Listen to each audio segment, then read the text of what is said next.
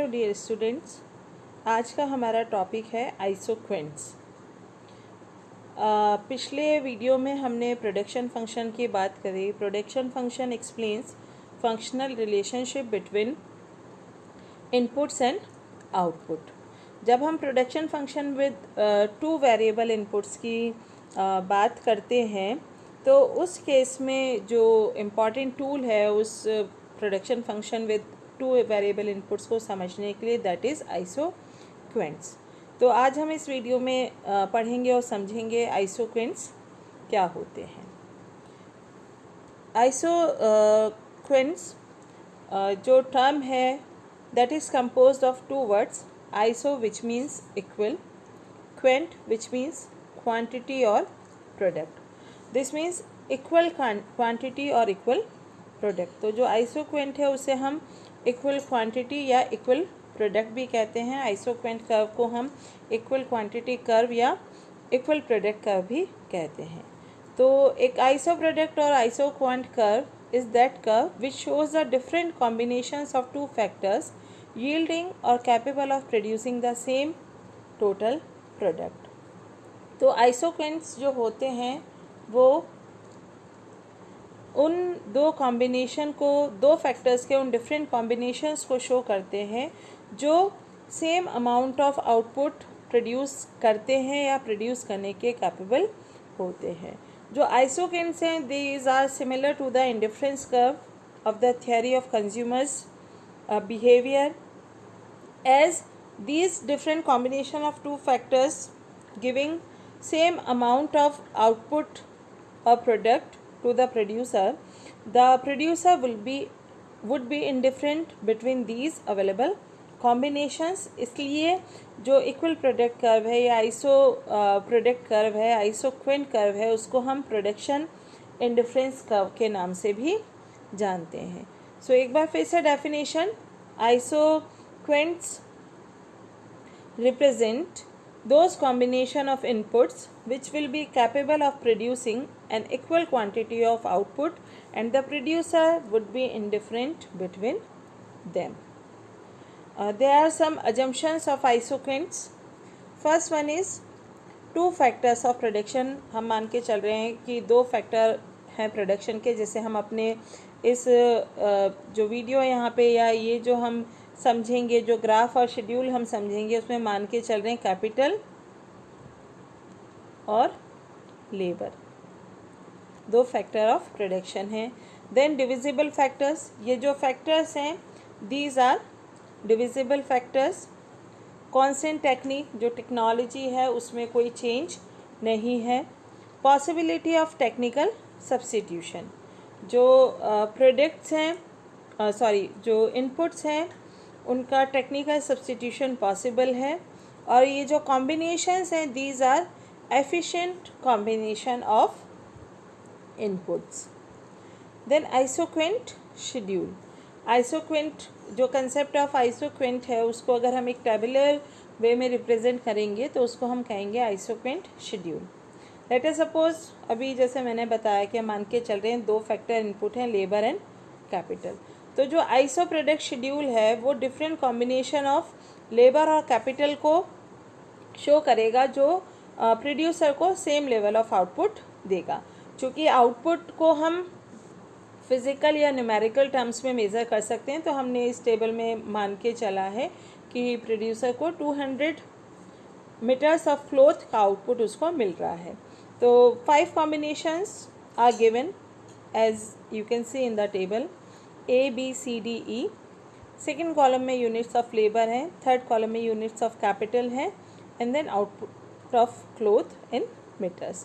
तो combination A जहाँ पे लेबर का 1 यूनिट है और कैपिटल का 15 यूनिट्स है तो उससे प्रोड्यूसर को 200 मीटर्स ऑफ क्लॉथ मिल रहा है। कॉम्बिनेशन बी में आप देखिए लेबर की 2 यूनिट्स हैं और कैपिटल की 11 यूनिट्स हैं और उनसे भी प्रोड्यूसर को 200 मीटर्स क्लॉथ मिल रहा है।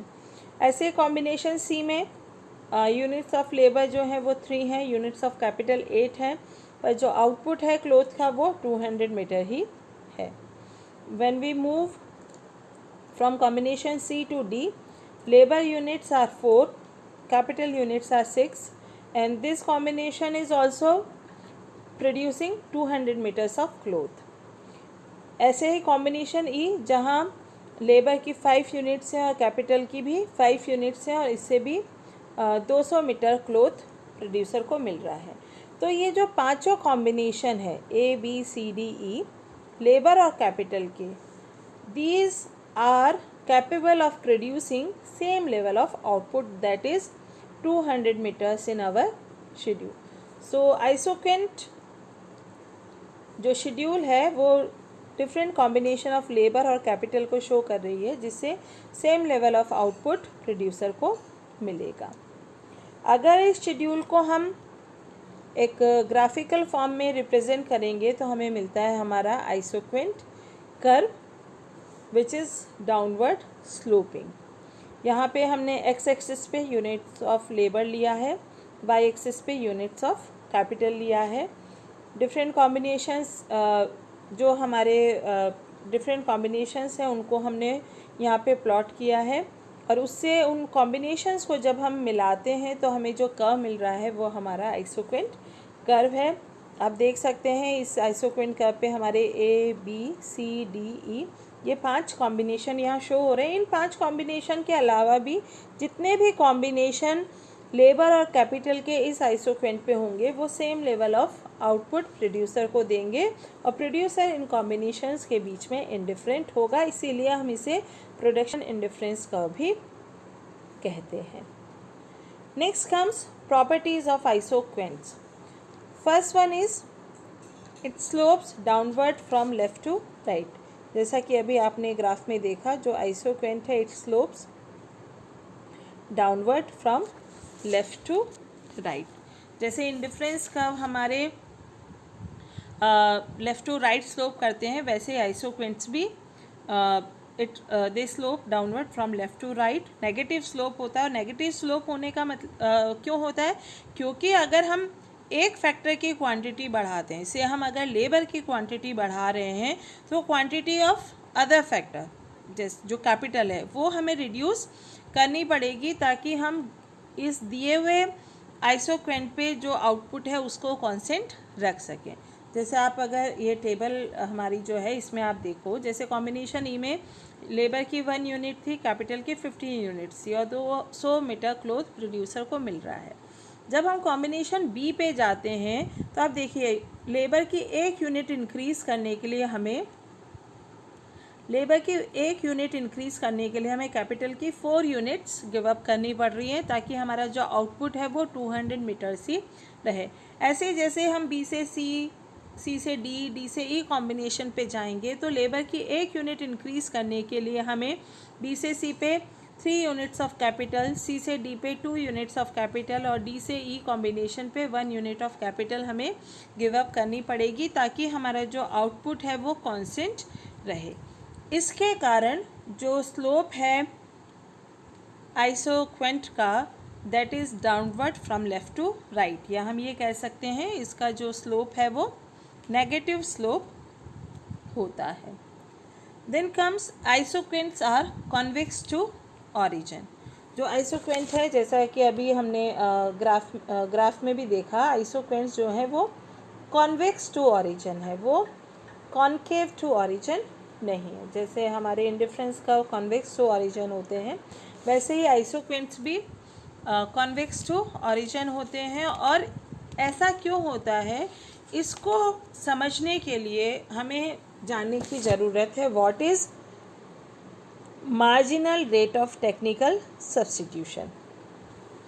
अब जो marginal rate of technical substitution है, it means MRTS between L and K is defined as a quantity of capital which can be given up in exchange for an additional unit of L.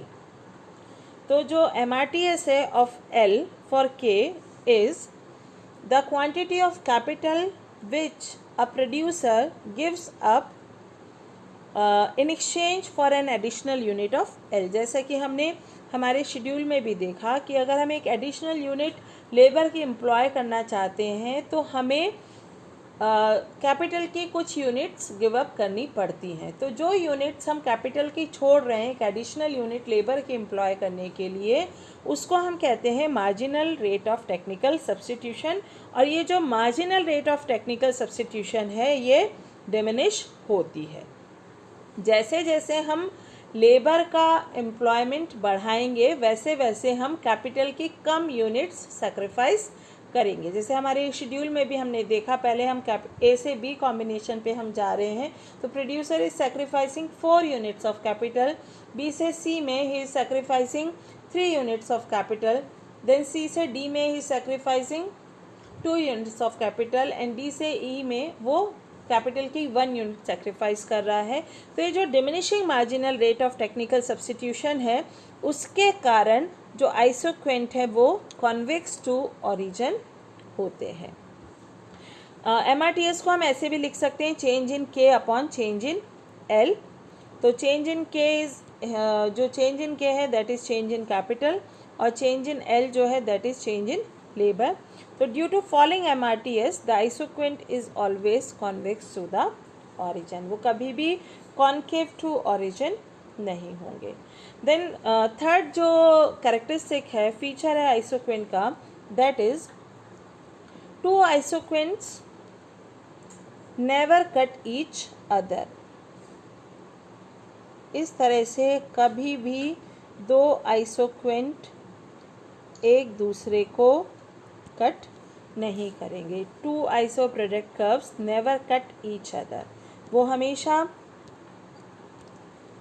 जो isoquant हैं वो या तो ऊपर होंगे एक दूसरे के या नीचे होंगे, पर वो कभी एक दूसरे को कट नहीं करेंगे। नेक्स्ट फीचर है higher iso product curve represent higher level of output.